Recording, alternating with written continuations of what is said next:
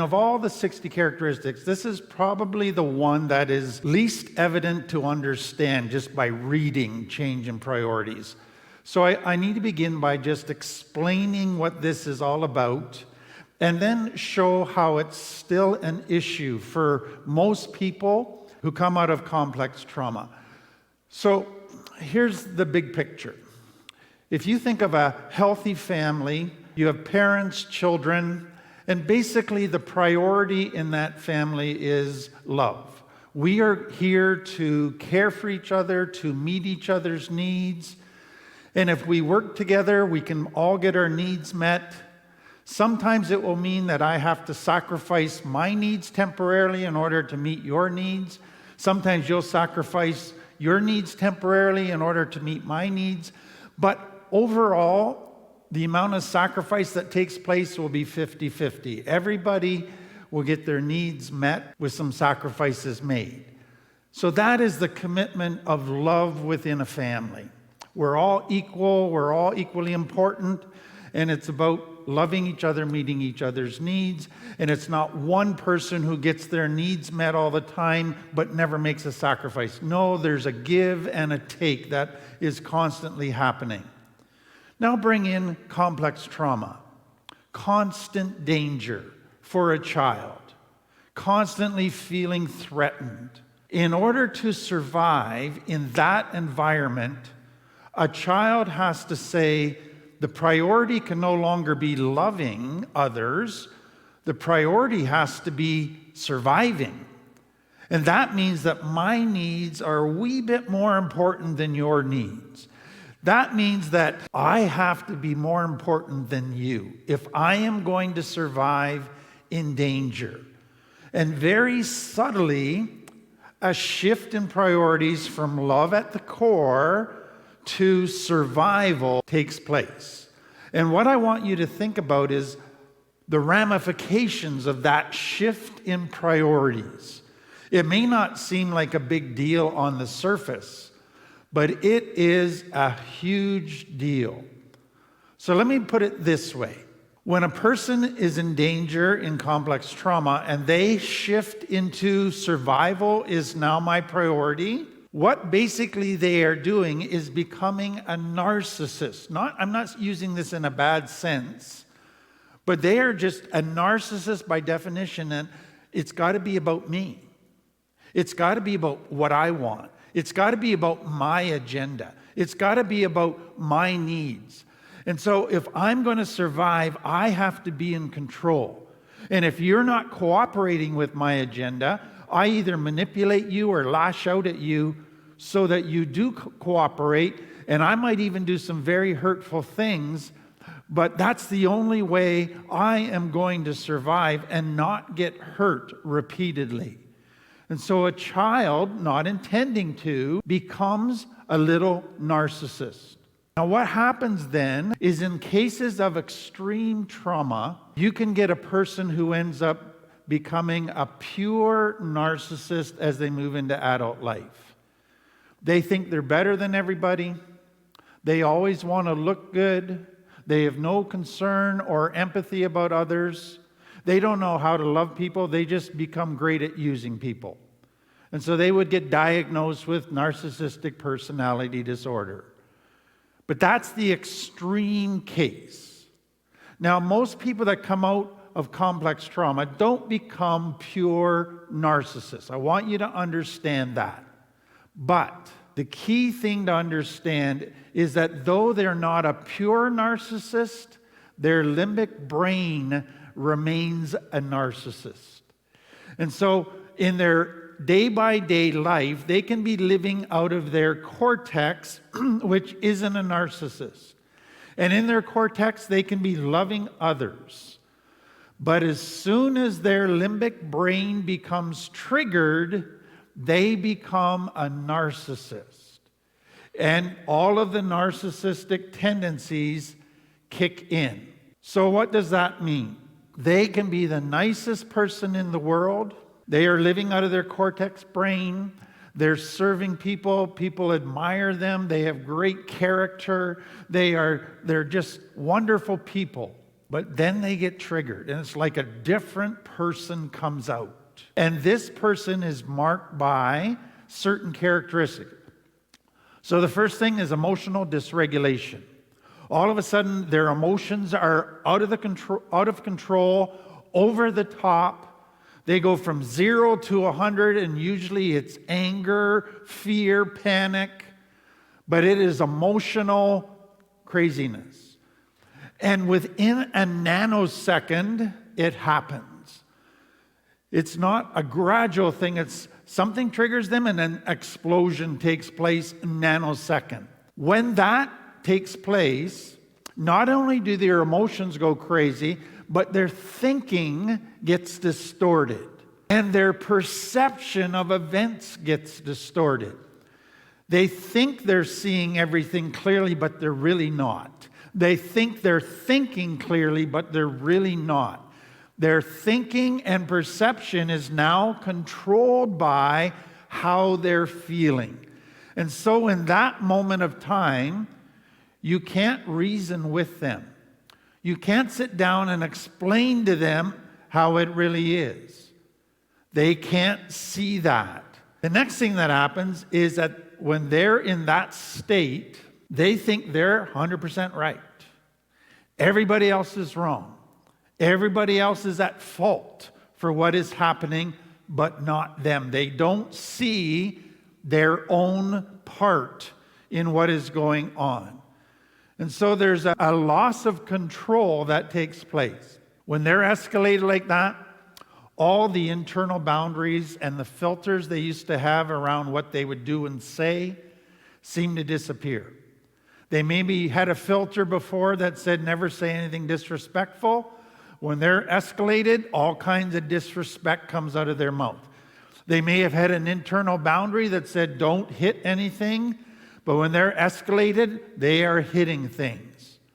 So this massive change takes place, and this person goes from being a saint to being a crazy person in a nanosecond. Something has triggered them. So let me give you a couple examples, just in case you're still not quite getting a clear picture of what I'm talking about. Let's say that you're in a program and you're required to be there 90% of the time attendance-wise, and you're required to remain abstinent from drug and alcohol. But you are missing 2 or 3 days a week.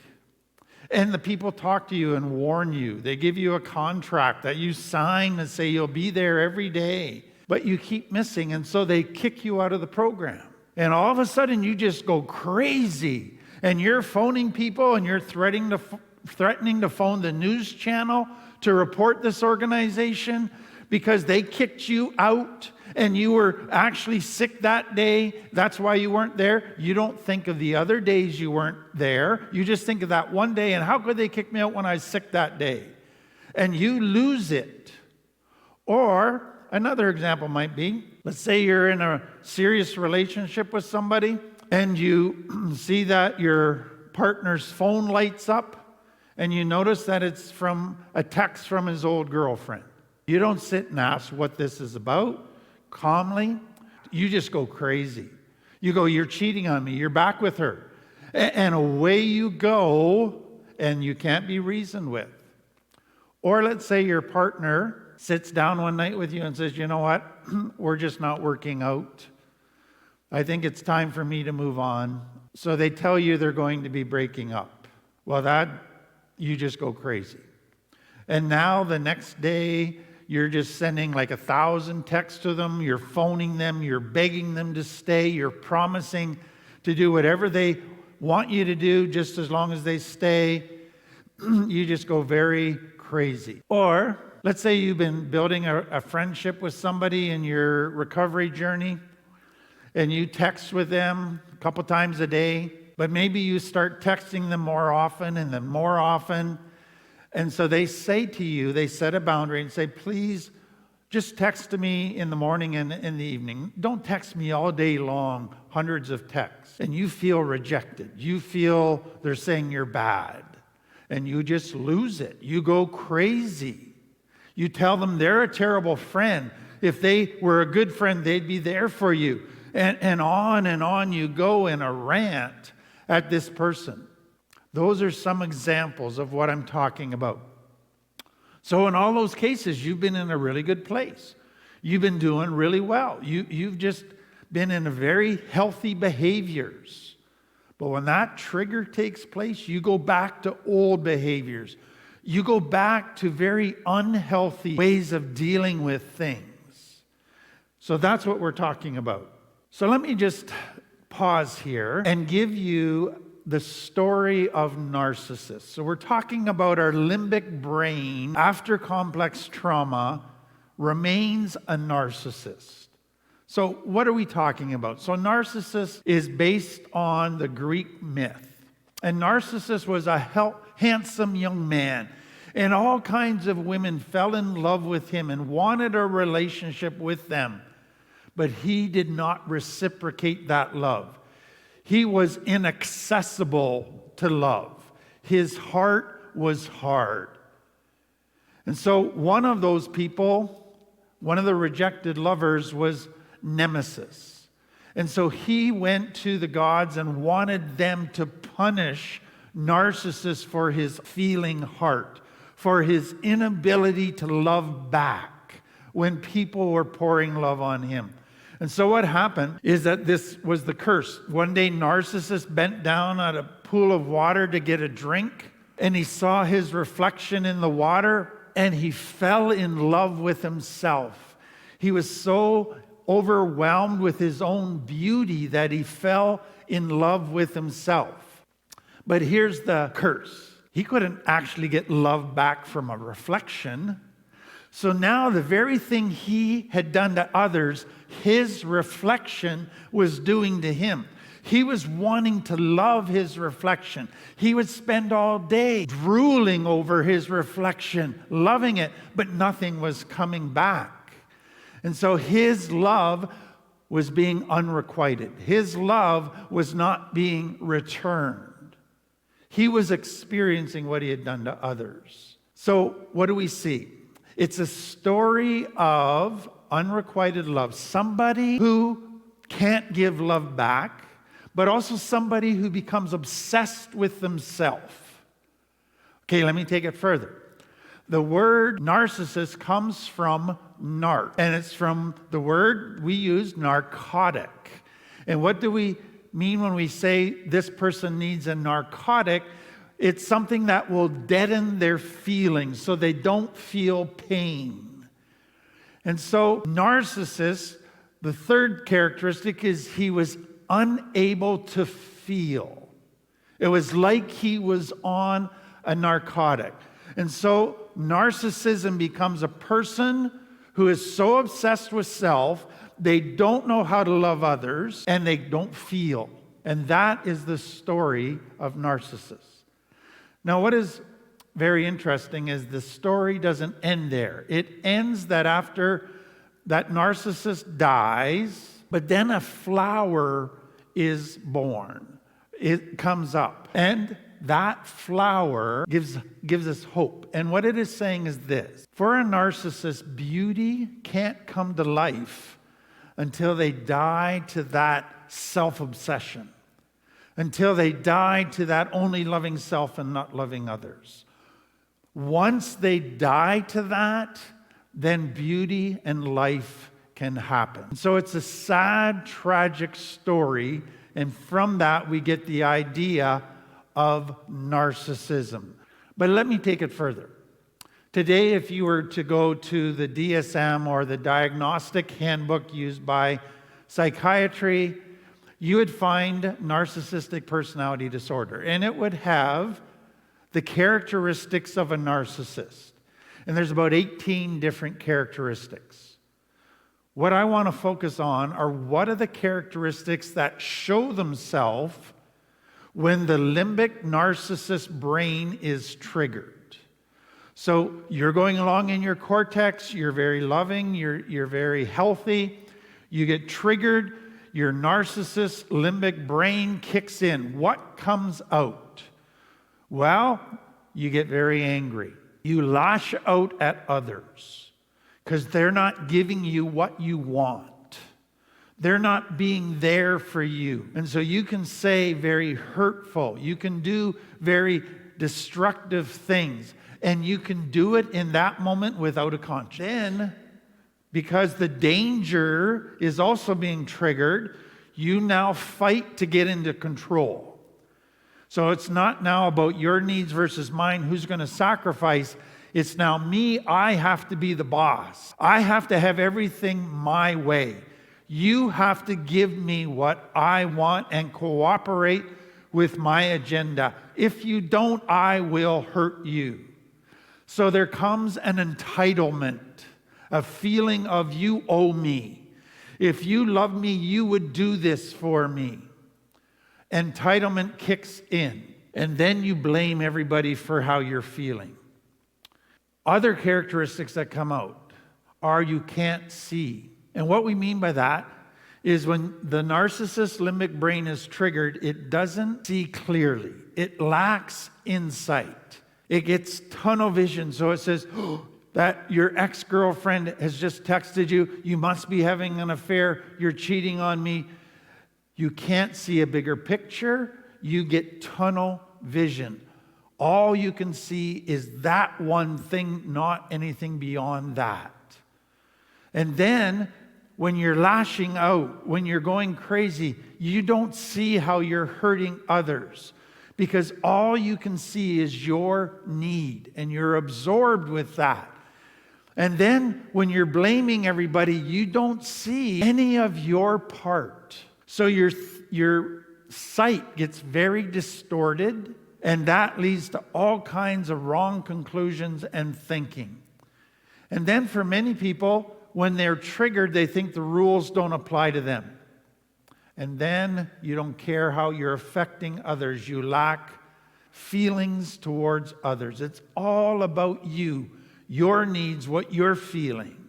Self-absorbed, self-obsession.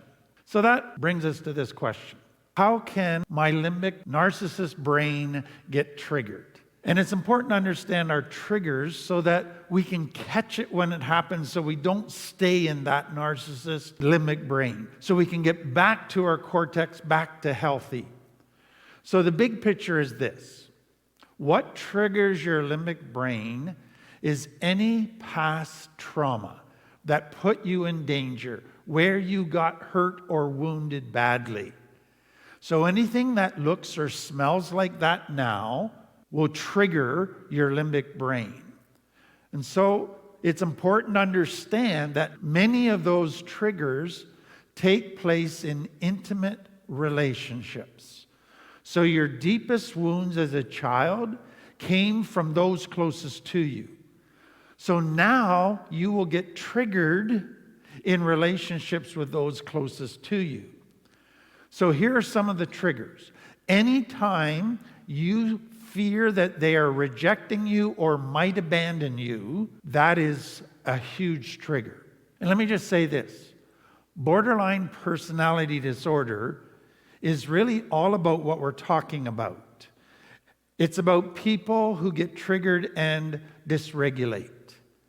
And the common trigger for borderline personality is fear of abandonment, fear of rejection. So that's what happened when that text came from an ex. And that might have just been to ask about one of the kids or to talk about an event that the other person might be interested in. It might have had nothing to do with romance, but it triggered the fear of abandonment. Another common trigger is not getting what you want. Not getting what you see as your needs and desires met. And that goes to a very old wound, which was, I lived like that growing up. My needs were not met. The only one who could get my needs met was me. And if something blocks that today, I lose it because I have to get my needs met. Or anything that makes them look bad or stupid. And that is anything that triggers their shame. So you could be having a discussion with somebody and you say, can I offer some advice? Well, to them, you're saying they're stupid. That's why you have to give them advice. Or you correct them. Or you just present another way of looking at it. But their deep wound is they were always made to look stupid. And so now they feel that maybe that's what you're doing, and they lose it. And you can't understand what in the world is going on. But it's triggered their shame. And that shame wound runs very deep. And then another one is if you enforce the consequences of the boundaries that you set. So the person that missed, their attendance was poor in their program. The boundary was 90% of the time you be there. They were not there 90% of the time. You warned them, they still weren't there. So you enforce the boundary and they lose it. Because now they have to face consequences for their behaviors, which they don't want to do. So they find a way to try to blame somebody else. Another one is stress when it starts to get to the point of feeling overwhelmed. Because when you're starting to get to the point of feeling overwhelmed, you're actually afraid you're running out of tools to handle the situation, and that means the chance of you getting hurt is going up, and you're going to lose it. And so being overwhelmed just sends you to a point where all of a sudden it's nobody's supporting me. Everybody should be there to help me if they really cared for me. And you go off, especially on those closest to you. Another trigger for many is seeing a lack of justice or experiencing it. So something happens in your life, in your work, in your relations with others, and you don't feel you're treated fairly. And that triggers your lack of justice as a child, and you go crazy. Another one is depression, mental health. Now, many with depression, anxiety, mental health issues, they can manage that quite well and still remain healthy. But when it starts getting worse, they can get to a point where they start to panic that they're not going to be able to cope with life. And they are triggered.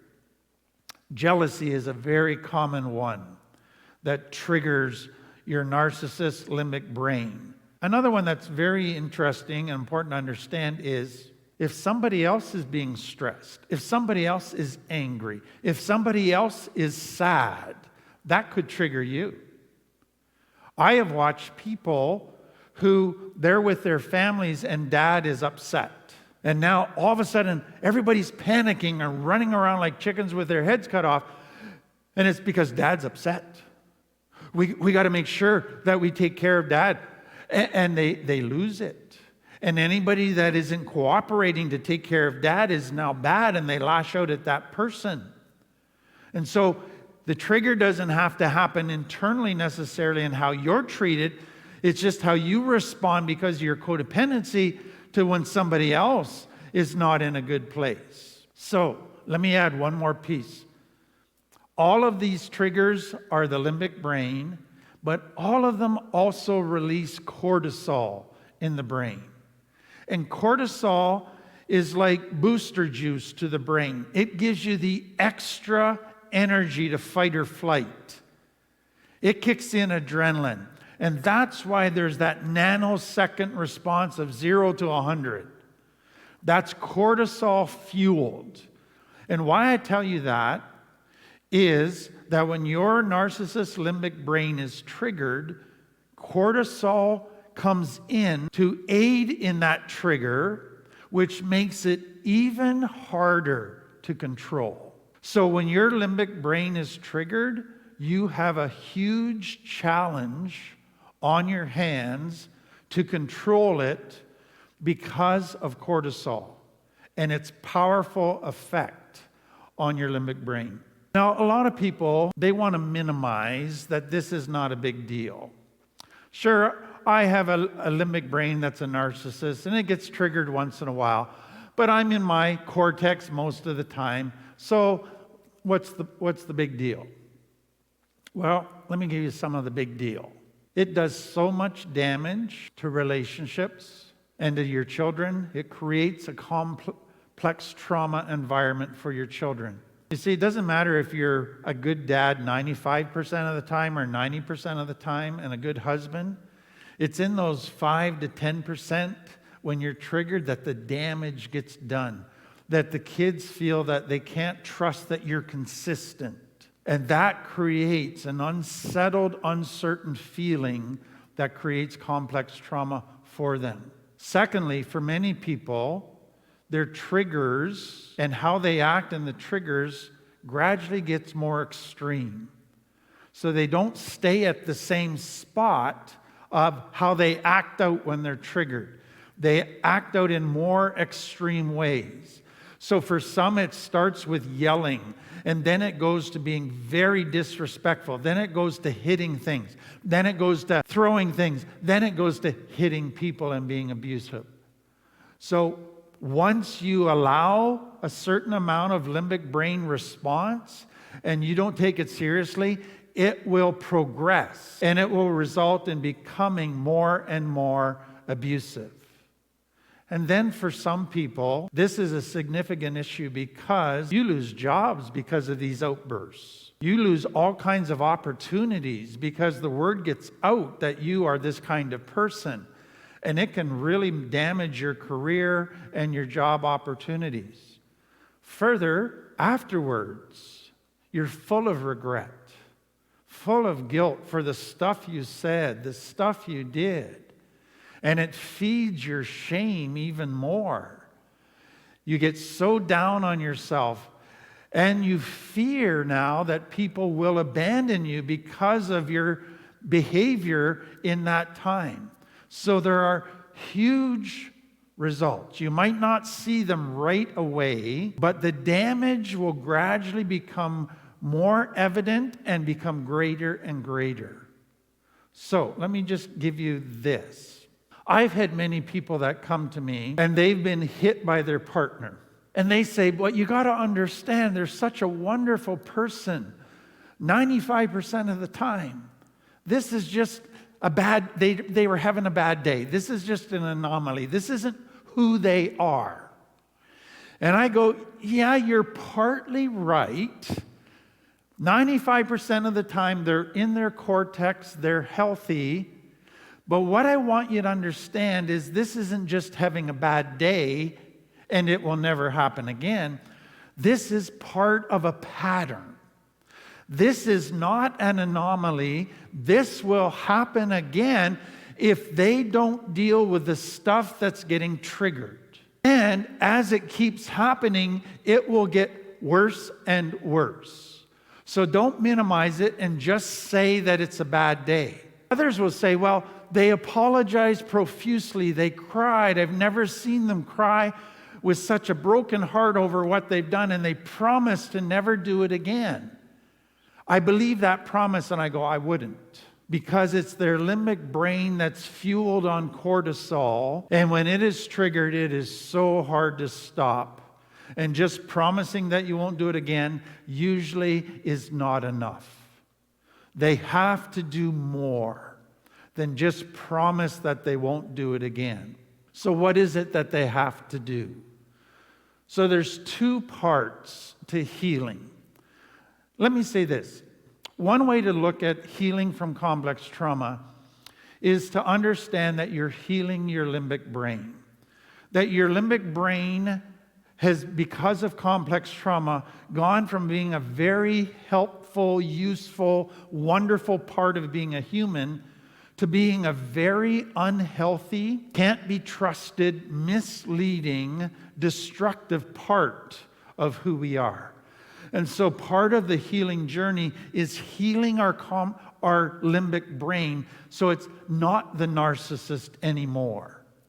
To do that, we have to work on two areas. So number one, we need tools for when our limbic brain gets triggered so that we de-escalate and get back into our cortex and don't do a whole bunch of damage.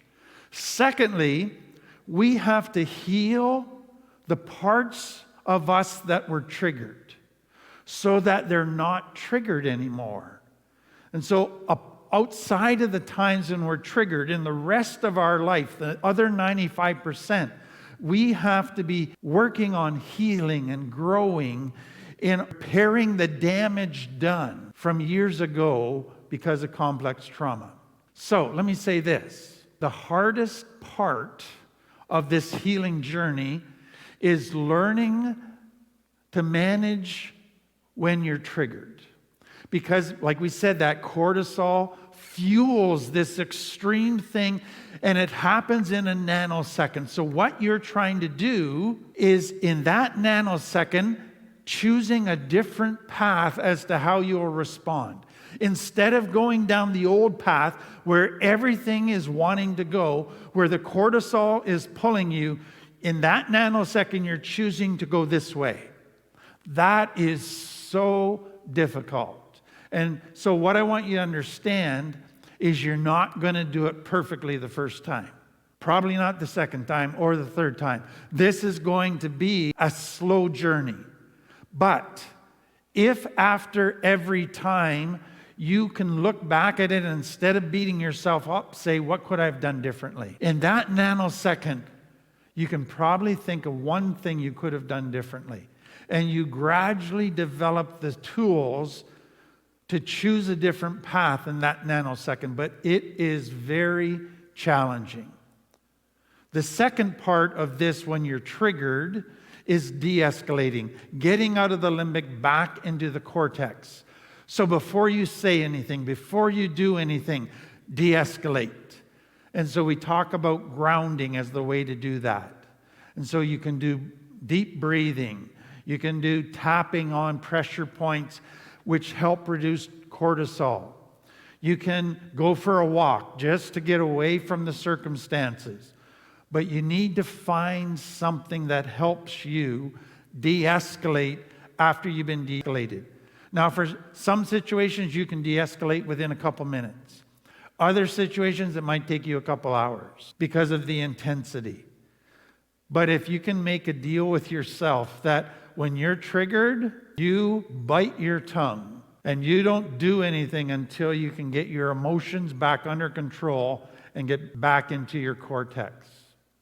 So, there's another piece to this that I want you to understand. A lot of people get down on themselves that they got triggered.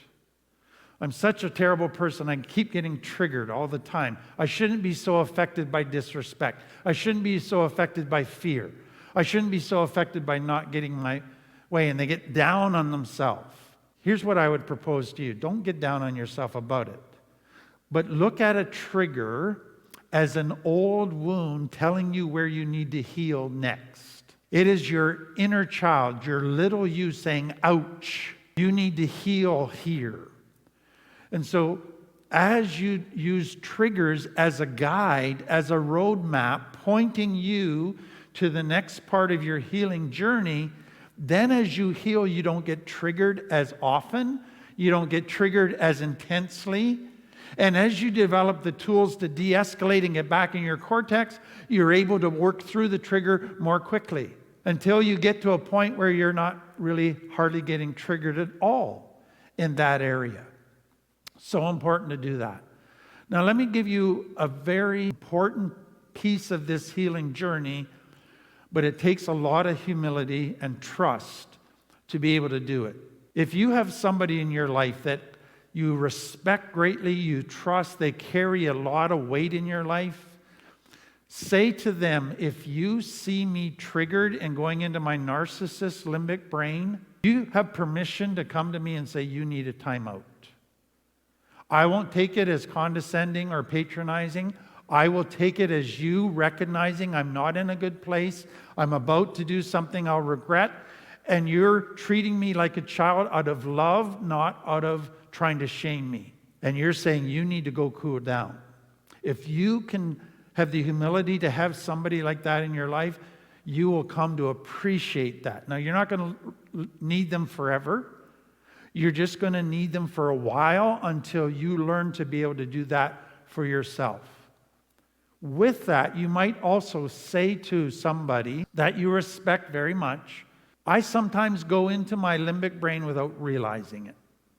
Sometimes there's a severe escalation. Other times it's just a mild escalation, but I start becoming a bit narcissistic, but I'm not aware of it. If you see me starting to act like a narcissist, please point it out to me so that I can become more self-aware of when I'm sliding into that. And you will find that extremely helpful as well. Now, let me give you this. If you are in a relationship with somebody who has this narcissist limbic brain, and you find that your relationship is growing, but this, when they get triggered, is causing a lot of trouble, you need to find a way to talk to them and say, okay, the next time you go into your limbic brain, I am going to say to you, I can't talk about this now. I'm not going to say that because I am shutting you out. I'm not saying that to judge you or condemn you or say you're bad. That is your cue that you're in your limbic brain, and we cannot resolve or have a rational discussion while you're there. And so I'm going to take myself out of the situation, say, I can't talk about this now, but we'll come back to it when you're cooled down. Now, you can immediately realize that's hard for somebody to hear, and if you say that to somebody when they're escalated, they might lash out even more. And so that's why you have to find out a way of being able to say that to somebody that you're in a relationship with, so that it doesn't end up in a messy, ugly conflict.